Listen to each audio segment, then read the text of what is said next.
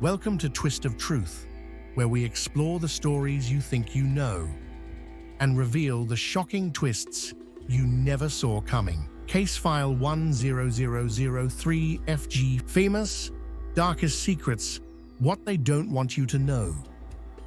Disaster strikes.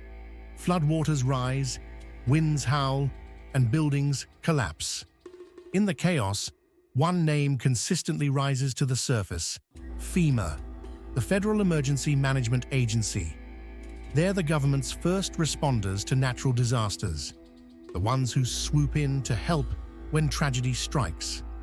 But is there something more sinister lurking behind Fema's well-polished exterior? What if the organization tasked with saving us is hiding darker, more ominous secrets? Secrets they don't want you to know.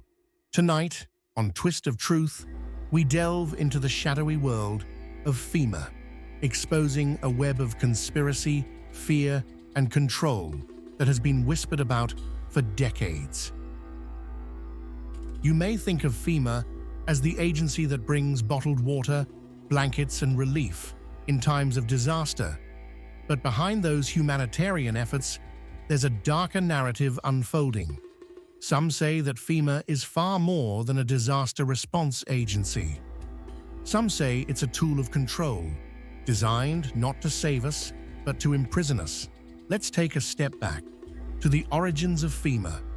Officially established in 1979, its mission seemed straightforward: coordinate the response to major disasters that overwhelmed local and state governments. But the real story begins decades earlier, with the internment of Japanese Americans during World War II.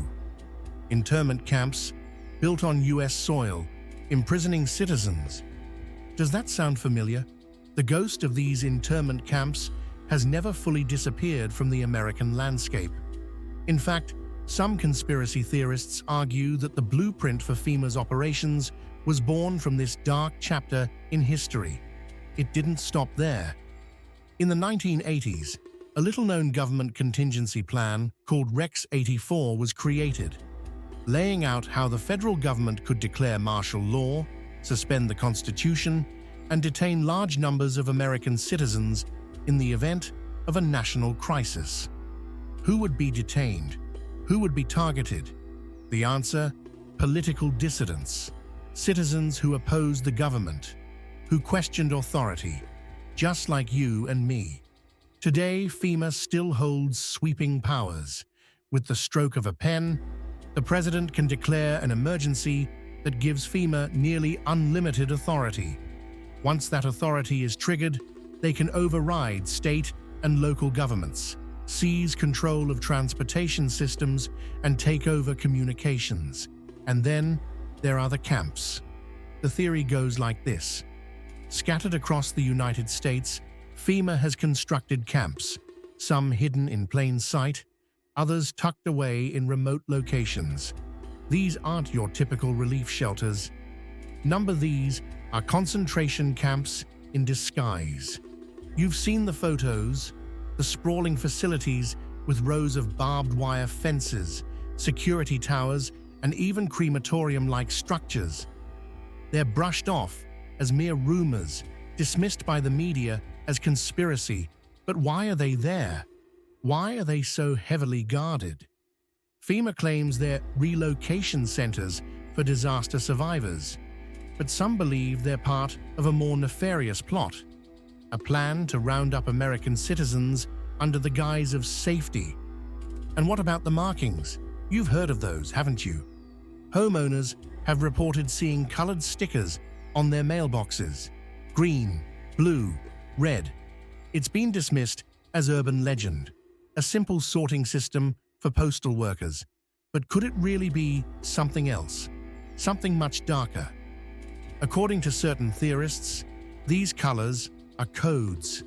Green means cooperative, blue means watch list, and red, well, red means you're marked for elimination. We have to ask, why does Fema need these camps?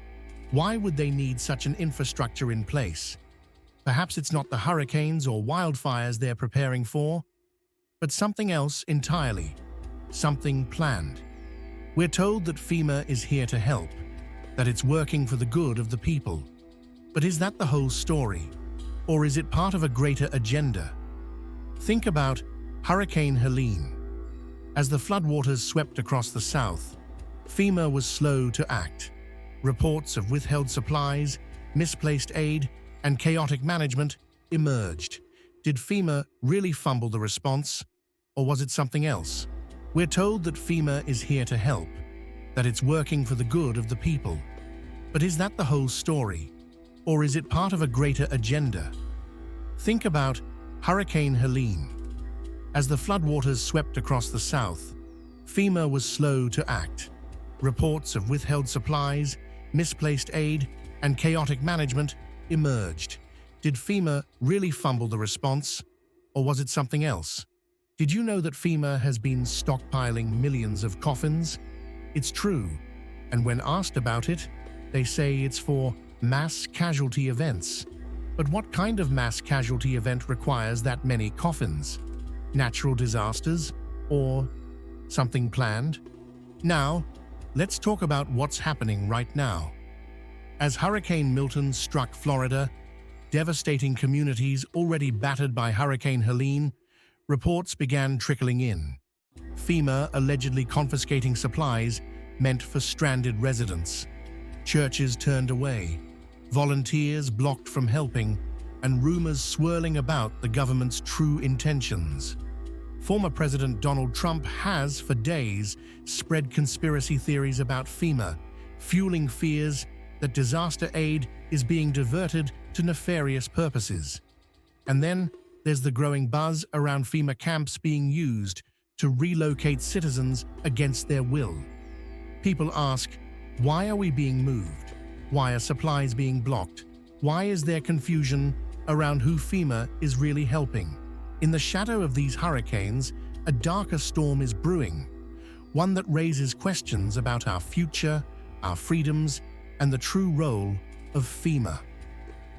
Why is an agency that's supposed to be about saving lives so deeply enshrouded in secrecy? And if these camps do exist, if they are meant for something more than sheltering disaster survivors, what is Fema really preparing for? The evidence is mounting, but the real question remains, is Fema hiding something far more dangerous than a storm? So, I leave you with this. Is Fema a benign organization, working to keep us safe, or are they preparing for something far darker? Could they be laying the groundwork for a government takeover, a system of control where our lives are no longer our own? You decide. But remember, the truth is never as it seems. And sometimes, those we trust the most are the ones we should question the hardest. Is Fema truly protecting us, or are they hiding something? Until next time, keep your eyes open and stay vigilant, because in this twisted reality, the truth is always hiding in plain sight.